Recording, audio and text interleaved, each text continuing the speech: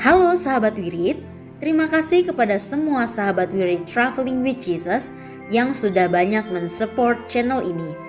Hari ini, Sabtu 8 Januari 2022, hari biasa sesudah penampakan Tuhan. Romo Heribertus Hardianto SVD akan membawakan Injil dan renungan yang didukung dalam bacaan-bacaan oleh Kak Faustina dari Bali. Para sahabat Traveling with Jesus, salam di akhir pekan di hari Sabtu ini, salam sehat dari Hong Kong. Kisah orang kudus hari ini yaitu Santo Severinus seorang paus yang dibacakan oleh Ibu Arijani dari Bali dan akan diupload dalam video yang berbeda serta link akan dimasukkan pada description box di bawah ini. Setelah renungan, mari kita bersama-sama berdoa bersama Paus Fransiskus untuk pemulihan dunia dari pandemi COVID-19. Dilanjutkan dengan doa 1 kali Bapa Kami dan 10 kali Salam Maria. Jangan lupa subscribe, like, share, dan komen karena dukungan dari sahabat Wirid bisa menambah semangat kami. Terima kasih.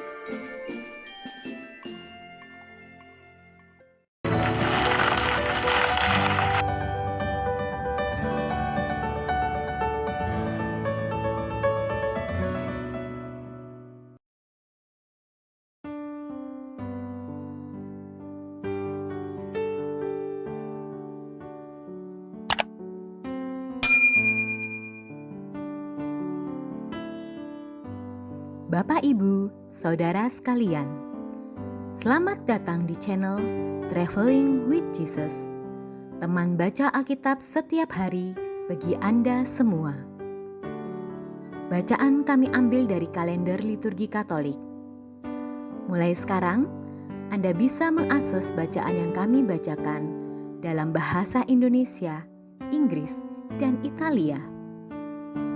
Bacaan dalam bahasa Indonesia dan Inggris dapat diakses setiap hari Senin sampai dengan Sabtu, dan khusus bahasa Italia hanya pada hari Minggu. Selamat menikmati tayangan kami. Tuhan memberkati.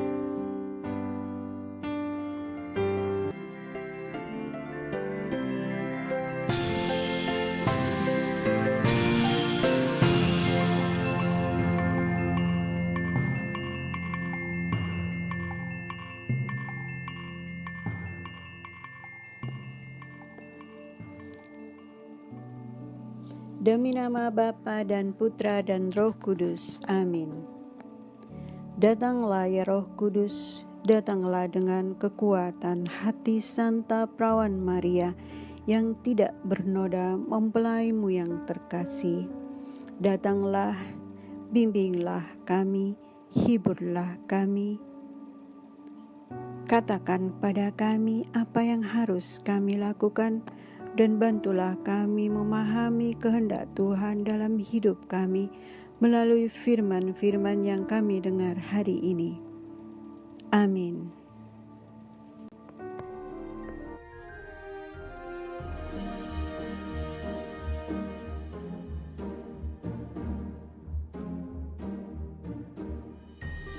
Bacaan pertama.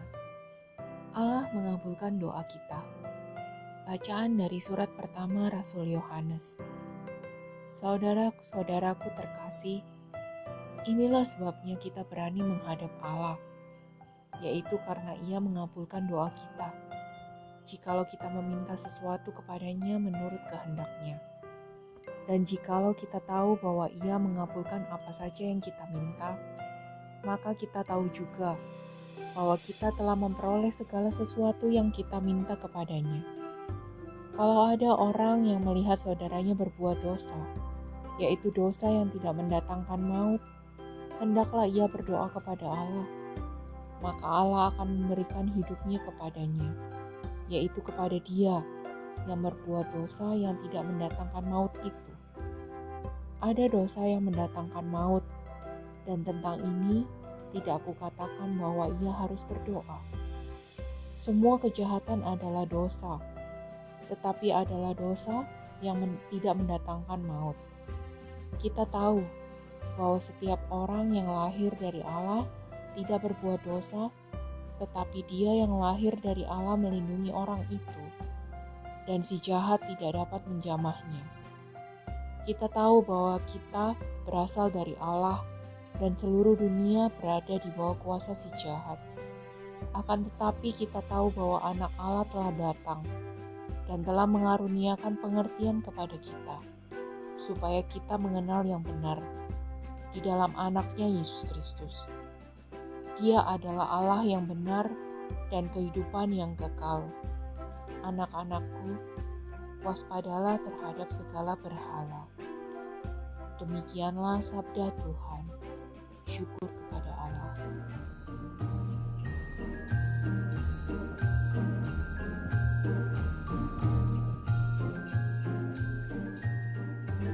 Mazmur tanggapan. Tuhan berkenan kepada umat-Nya. Nyanyikanlah bagi Tuhan lagu yang baru. Pujilah Dia dalam jemaah orang-orang saleh. Biarlah Israel bersukacita atas penciptanya. Biarlah Sion bersorak-sorak atas Raja mereka. Tuhan berkenan kepada umat-Nya. Biarlah mereka memuji-muji namanya dengan tarian. Biarlah mereka bermazmur kepadanya dengan rebana dan kecapi. Sebab Tuhan berkenan kepada umat-Nya. Ia memahkotai orang-orang yang rendah hati dengan keselamatan. Tuhan berkenan kepada umat-Nya. Biarlah orang-orang saleh beria-ria dalam kemuliaan. Biarlah mereka bersorak-sorai di atas tempat tidur. Biarlah pujian pengagungan Allah ada dalam kerongkongan mereka. Itulah semarak bagi orang yang dikasihi Allah. Tuhan berkenan kepada umat-Nya. Bangsa yang diam dalam kegelapan telah melihat terang yang besar, dan bagi mereka yang diam di negeri yang dinaungi maut telah terbit terang. Tuhan berkenan kepada umat-Nya.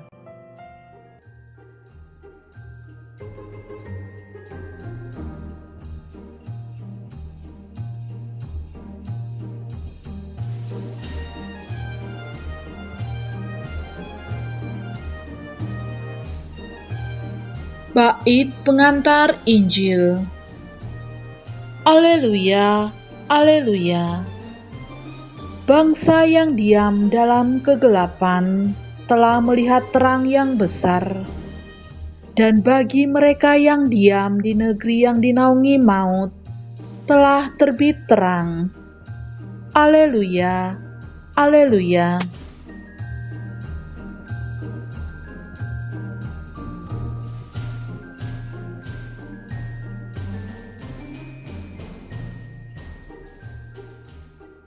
Bacaan Injil.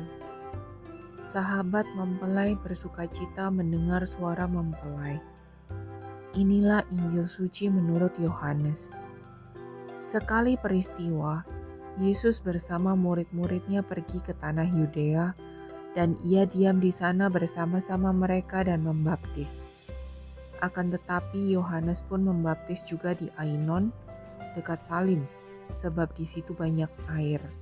Dan orang-orang datang ke situ untuk dibaptis, sebab pada waktu itu Yohanes belum dimasukkan ke dalam penjara. Maka timbullah perselisihan di antara murid-murid Yohanes dengan seorang Yahudi tentang penyucian.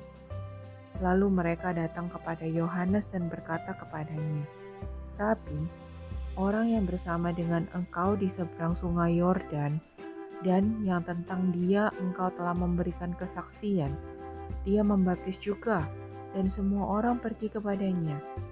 Jawab Yohanes, "Tidak ada seorang pun yang dapat mengambil sesuatu bagi dirinya, kalau tidak dikaruniakan kepadanya dari surga. Kamu sendiri dapat memberikan kesaksian bahwa aku telah berkata, aku bukan Mesias, tetapi aku diutus untuk mendahuluinya. Yang empunya mempelai perempuan ialah mempelai laki-laki, tetapi sahabat mempelai yang berdiri di dekat dia dan mendengarkannya sangat bercukacita mendengar suara mempelai laki-laki itu. Itulah sukacitaku, dan sekarang sukacitaku itu penuh. Ia harus makin besar, tetapi aku harus makin kecil. Demikianlah sabda Tuhan. Terpujilah Kristus.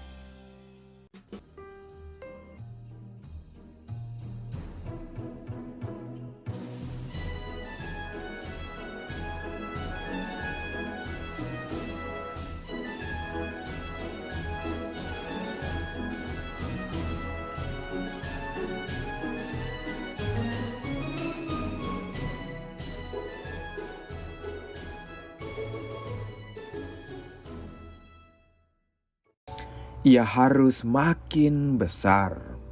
Injil Yohanes bab 3 ayat 22 sampai 30. Sebelum saya melanjutkan refleksi sederhana ini, saya ingin berbagi dua ilustrasi ini. Ilustrasi yang pertama, di Hong Kong ada seorang misionaris dari Polandia. Dia sangat pintar tentang komputer. Untuk kami para misionaris, belajar Kantonis itu memang tidak mudah. Belajar huruf cakar ayam. Tetapi pastor ini karena pintar untuk buat program di komputer, dia bisa copy paste karakter Chinese itu kemudian dimasukkan ke dalam programnya dan kami bisa membaca romanisasinya. Jadi mudah untuk kami mengerti arti dari tulisan Chinese yang ada. Tetapi yang menariknya, program ini tidak punya nama. Lalu saya tanya, Romo kok kenapa tidak taruh saja nama dari Romo? Dia katakan tidak. Itu sama saja dalam karya pelayanan kita. Biarlah nama Tuhan itu semakin dimuliakan. Wow, para sahabat yang terkasih. Ilustrasi yang kedua, dengan situasi pandemik yang hampir sudah 2 tahun dan hari-hari ini Hong Kong juga masuk ke gelombang yang kelima, situasi makin tidak mudah. Biasanya saya itu berbagi firman Tuhan atau saya juga terima firman Tuhan, refleksi, khotbah ataupun apa bentuknya yang dibagikan oleh para pastor dan juga para awam. Dan biasanya punya nama masing-masing gitu. Seperti saya punya channel YouTube Harry H. Dan menarik dalam situasi seperti ini ada seorang pastor dari Indonesia yang bekerja di Italia. Dia tiap hari tuh kirim refleksi hariannya, tetapi tidak dituliskan namanya. Lalu saya tanya, kok kenapa Romo? Itu tidak masuk nama Romo di situ. Lalu dia katakan, tidak apa-apa. Biarlah nama Tuhan dimuliakan. Saya hanyalah hambanya. Wow, para sahabat yang terkasih. Dua ilustrasi ini menghantar kita untuk merenungkan biasanya dalam perjalanan hidup ini, dalam dunia ini, tidak ada manusia yang ingin jadi nomor 2. Semua ingin jadi nomor 1 loh. Yang terbaik, the best, terdepan dan terbesar. Mulai dari bangku sekolah, kuliah sampai kerja, bahkan juga masuk dalam kehidupan pelayanan kita di gereja. Namun, ada satu peristiwa dalam Alkitab yang bagi kita mungkin aneh dan mustahil dilakukan oleh orang zaman ini di tengah persaingan serba ingin menjadi orang pertama. Nah, peristiwa itu tercatat dalam Injil Yohanes hari ini, bab 3 ayat 22 sampai 30. Suatu hari murid-murid Yohanes mengadu kepadanya tentang persaingan ketat mengenai acara membaptis yang dilakukan oleh murid-murid Yesus. Murid-murid Yohanes merasa terganggu karena murid-murid Yesus dalam tanda petik itu mencuri domba di ladang pelayanan mereka. Tetapi ada satu hal yang luar biasa sekali dari Yohanes Pembaptis, yaitu pernyataannya kepada para muridnya. Dia harus semakin besar, aku harus semakin kecil. Sebuah pernyataan yang bagi saya sangat sulit untuk diucapkan dengan ketulusan hati seperti yang dilakukan oleh Yohanes dalam situasi dunia kita saat ini. Nah, apa yang membuat Yohanes Pembaptis itu kok bisa sampai kepada kesimpulan seperti itu? Jawabannya, karena ia mempunyai visi atau tujuan yang sangat jelas dalam hidupnya, yaitu dia diutus ke dunia ini untuk mempersiapkan jalan bagi Tuhan Yesus. Semuanya untuk kemuliaan Tuhan Yesus. Para sahabat yang terkasih, pertanyaannya, apa sih rahasia? Tanya rahasia kayak, rahasia awet muda, rahasia, cantik, rahasia keep fit atau six pack dalam dunia. Tetapi yang dimaksudkan adalah, sebetulnya apa sih rahasia yang dimiliki oleh Yohanes Pembaptis sehingga dia sukses dalam menjalankan tugas utamanya, yaitu membuat Yesus semakin besar dan ia semakin kecil? Sebetulnya ada dua hal di sini. Yang pertama adalah kerendahan hati. Bila kita melihat latar belakang kehidupan Yohanes Pembaptis, maka kita akan menemukan bahwa sebetulnya ada begitu banyak hal yang ia miliki yang dapat ia banggakan. Misalnya, garis keturunan Yohanes Pembaptis lahir dari sepasang suami istri keturunan Harun. Dengan demikian, maka ayahnya Zakaria yang juga adalah seorang imam, di mana hal ini berarti secara otomatis Yohanes Pembaptis berhak atas jabatan imam yang terhormat itu, beserta dengan segala hak istimewa yang imam dapatkan. Sementara Tuhan Yesus, sekalipun dia berasal dari keturunan Daud, namun ia hanyalah seorang yang lahir dari keluarga sederhana, dari tukang kayu. Dia berasal dari keluarga miskin, bahkan kelahirannya pun dengan cara yang sangat hina bila dibandingkan dengan kelahiran Yohanes Pembaptis. Walaupun kitab suci memang tidak menceritakan Yohanes Pembaptis lahirnya di mana, tetapi saya yakin sebagai anak seorang imam, dia pasti lahir di tempat yang sangat layak. Lalu kemudian, keahlian berkhotbahnya. Memang pada saat itu, Yohanes Pembaptis itu tidak berkhotbah di sinagoga, tempat ibadat orang Yahudi. Yohanes Pembaptis itu tidak berkhotbah di tempat-tempat umum lainnya. Ia membuka kesempatan banyak orang datang mendengarkan dia. Malah, Yohanes Pembaptis itu dia berkhotbahnya di padang gurun. Tidak ada orang yang mau ke sana loh, karena tempatnya sepi, yang namanya padang gurun. Tetapi yang menakjubkan itu adalah justru banyak orang yang datang dari Yudea dan Yerusalem untuk mendengarkan khotbahnya. Seperti tercatat dalam Injil Markus bab 1 ayat 15. Nah, khotbahnya itu keren-keren. Itu ngomong tentang pertobatan, pengampunan, itu membawa orang itu mengakui dosa dan dibaptis. Seperti juga tercatat dalam Injil Markus bab 1 ayat 5. Bahkan Tuhan Yesus pun datang kepadanya untuk dibaptis. Sebetulnya Yohanes bisa katakan, gue hebat dong, lebih dari yang lain. Tapi tidak. Jalannya itu adalah jalan kerendahan hati. Nah, yang kedua, jiwa pengorbanan. Menjadi semakin kecil untuk membuat orang lain semakin besar adalah merupakan suatu pengorbanan yang sangat besar dan tidak mudah. Bagaimana mungkin bisa diterima loh? Kita yang bekerja keras dan pihak lain yang diuntungkan. Kita yang menabur dengan bercucuran air mata, orang lain yang menuainya. Kita yang dengan setia mengasihi, tetapi orang lain yang memakan buahnya. Bagaimana mungkin? Kita yang berusaha mati-matian, tetapi orang lain yang menjadi lebih besar. Sedangkan kita menjadi lebih kecil. Kok bisa ya? Sebetulnya bisa, para sahabatku yang terkasih. Belajar dari Yohanes Pembaptis. Baginya, melayani Tuhan itu bukanlah pekerjaan sampingan atau part-time. Tetapi bagi Yohanes Pembaptis, dia membuka jalan agar kemuliaan Tuhan itu sungguh-sungguh dinyatakan dengan caranya yang sangat luar biasa. Bahkan hari ini dia mengajarkan jalan kerendahan hati, jalan pengorbanan yang menghantar kita adalah hamba-hamba Tuhan. Kita ini bukan siapa-siapa.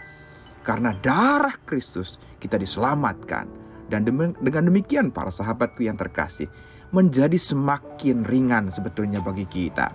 Bahwa hidup ini hanya sementara saja. Karya pelayanan kita itu bukan milik kita loh, tetapi milik Tuhan sendiri. Kita juga perlu belajar seperti yang dilakukan oleh Santo Ignatius dari Loyola. Dengan motenya yang sangat besar itu, dia katakan ad maiorem Dei gloriam, untuk keagungan Allah yang lebih besar. Saya dan kita semua dipanggil dalam perjalanan hidup ini, entah sebagai pastor, sebagai awam, atau apapun, kita sangat berharga di mata Tuhan. Dan karena kita sangat berharga, kita dipanggil untuk seperti Yohanes Pembaptis. Apapun jabatan kita, karya pelayanan kita saat ini, semuanya adalah hadiah dari Tuhan yang perlu kita bagikan dalam kerendahan hati. Dan tentunya pada akhirnya bukan kita para sahabatku yang terkasih, biarlah nama Tuhan itu dimuliakan melalui karya pelayanan kita. Mari move on, melangkah terus karena kita percaya kita dipakai oleh Tuhan untuk menjadi berkat bagi saudara dan saudari kita yang ada di sekitar kita. Tuhan Yesus memberkati, Bunda Maria merestui. Amin.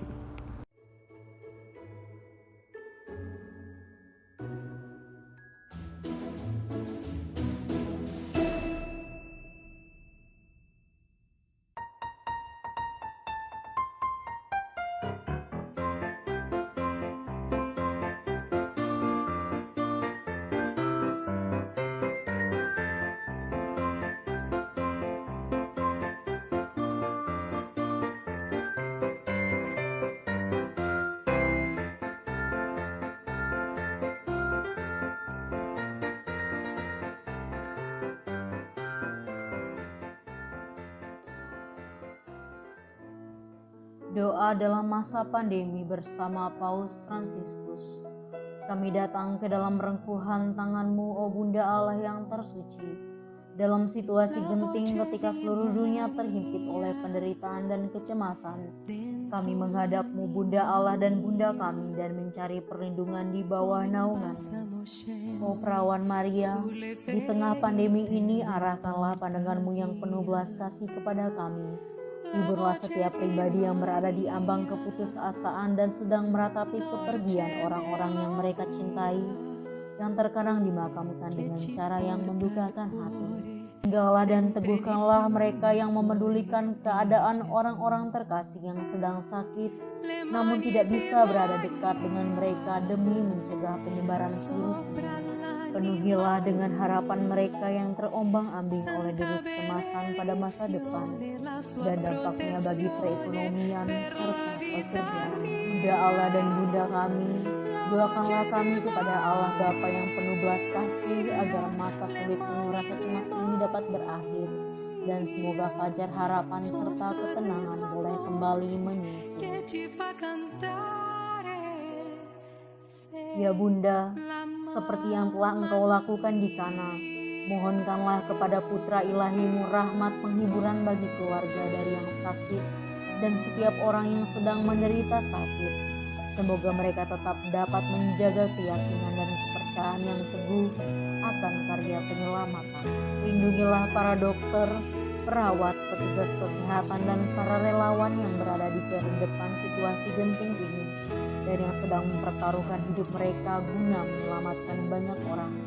Sertailah upaya dan perjuangan mereka dan berikanlah mereka kekuatan, kemurahan hati, dan kesehatan seterusnya. Tinggallah dekat dengan setiap orang yang siang malam menemani orang sakit dan para imam serta pelayan sabda-Mu yang dengan kepedulian sosial dan pelayanan Injil berusaha membantu dan mendukung semua orang. Oh Perawan yang terberkati, terangilah pikiran, perasaan, dan kehendak dari setiap pribadi yang terlibat dalam penelitian ilmiah agar mereka dapat menemukan solusi efektif guna mengatasi virus ini. Dampingilah para pemimpin bangsa agar mereka dapat menjalankan tugas dan tanggung jawabnya dengan penuh kebijaksanaan, perhatian, dan kemurahan hati, terutama untuk membantu orang-orang yang berkekurangan, serta dapat menemukan solusi dalam menangani permasalahan sosial ekonomi dalam semangat solidaritas demi masa depan. Maria yang tersuci, gerakanlah nurani setiap pihak yang terkait sehingga dana besar yang diinvestasikan untuk mengembangkan dan menumpuk senjata dapat dialihkan secara efektif untuk meningkatkan penelitian dan pencegahan terjadinya tragedi serupa di masa depan. Bunda yang terkasih, tumbuhkanlah di dalam dunia ini rasa memiliki sebagai bagian dari suatu keluarga besar dalam sebuah kesadaran akan ikatan yang menyatukan kita, sehingga dengan semangat persaudaraan dan solidaritas, kami bisa bahu-membahu mengatasi akar kemiskinan dan situasi penderitaan. Jadikanlah kami kuat dalam iman, tekun dalam pelayanan, teguh dalam doa. Bunda Maria, penghibur orang berduka, rangkulah semua anak-Mu dalam masa sulit ini, dan bawalah doa-doa kami pada Allah, agar Allah mengulurkan tangannya yang penuh kuasa untuk membebaskan umatnya dari situasi pandemi yang mengerikan ini, sehingga kehidupan bisa tenang dan pulih kembali. Kepadamu yang bersinar dalam perjalanan kami, sebagai tanda pengharapan dan keselamatan, kami mempercayakan diri dan harapan kami seutuhnya, ya Perawan Maria yang penuh kelembutan dan belas kasih. Amin.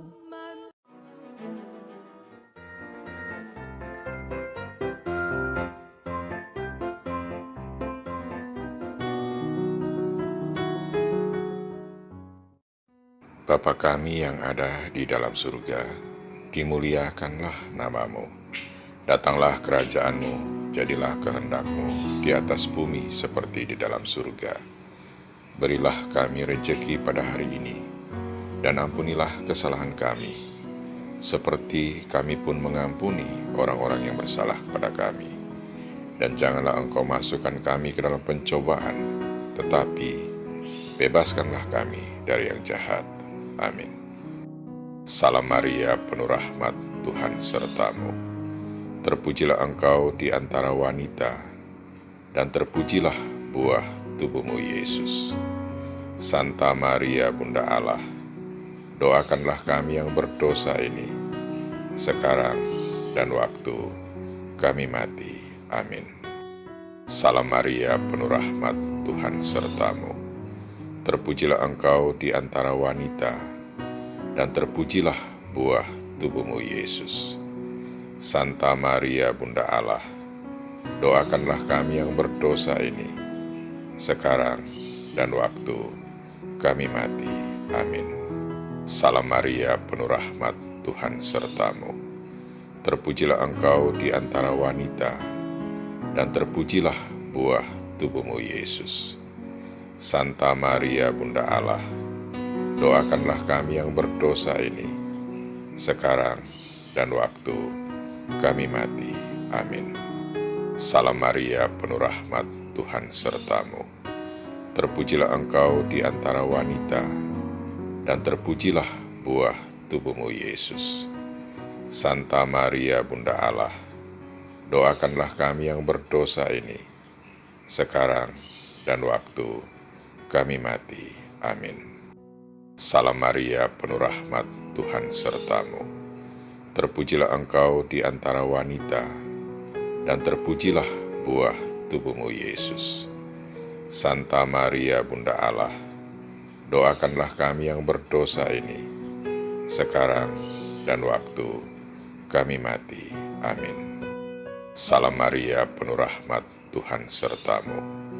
Terpujilah Engkau di antara wanita, dan terpujilah buah tubuh-Mu, Yesus. Santa Maria, Bunda Allah, doakanlah kami yang berdosa ini, sekarang dan waktu kami mati. Amin. Salam Maria, penuh rahmat, Tuhan serta-Mu. Terpujilah Engkau di antara wanita, dan terpujilah buah tubuh-Mu, Yesus. Santa Maria, Bunda Allah, doakanlah kami yang berdosa ini, sekarang dan waktu kami mati. Amin. Salam Maria, penuh rahmat, Tuhan serta-Mu. Terpujilah Engkau di antara wanita, dan terpujilah buah tubuh-Mu, Yesus. Santa Maria, Bunda Allah, doakanlah kami yang berdosa ini, sekarang dan waktu kami mati. Amin. Salam Maria, penuh rahmat, Tuhan serta-Mu. Terpujilah Engkau di antara wanita, dan terpujilah buah tubuh-Mu, Yesus. Santa Maria, Bunda Allah, doakanlah kami yang berdosa ini, sekarang dan waktu kami mati. Amin. Salam Maria, penuh rahmat, Tuhan sertamu. Terpujilah engkau di antara wanita, dan terpujilah buah tubuhmu Yesus. Santa Maria Bunda Allah, doakanlah kami yang berdosa ini, sekarang dan waktu kami mati. Amin.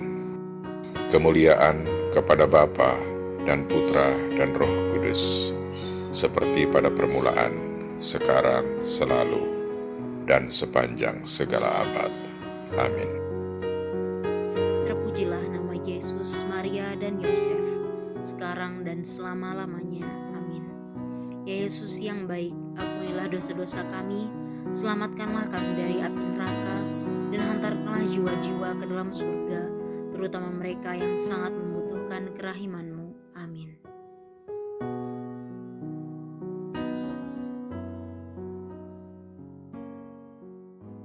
Semoga melalui pengorbanan Yesus di kayu salib dan doa-doa Bunda Maria, kita semua dibebaskan dari kutukan, dipenuhi dengan sukacita, cinta, dan memperoleh berkat Abraham yang Tuhan berkati dalam segala hal, peninggian, kesehatan, kemampuan untuk bertahan dalam penderitaan dan tetap berbuah, kesejahteraan, kemenangan, rendah hati, dan perkenanan Tuhan. Amin. Saudara-saudari, para sahabat Wirid Traveling with Jesus, marilah kita memohon berkat Tuhan untuk kita semua. Tuhan sertamu dan sertamu juga. Semoga saudara-saudari, sanak keluargamu, usaha-usaha, pekerjaan-pekerjaan, kesehatan, dan imanmu senantiasa dilindungi dan diberkati oleh Allah yang Maha Kuasa, Bapa, Putra, dan Roh Kudus. Semoga Tuhan selalu menyertai kita. Haleluya. Haleluya. Syukur kepada Allah. Haleluya. Haleluya.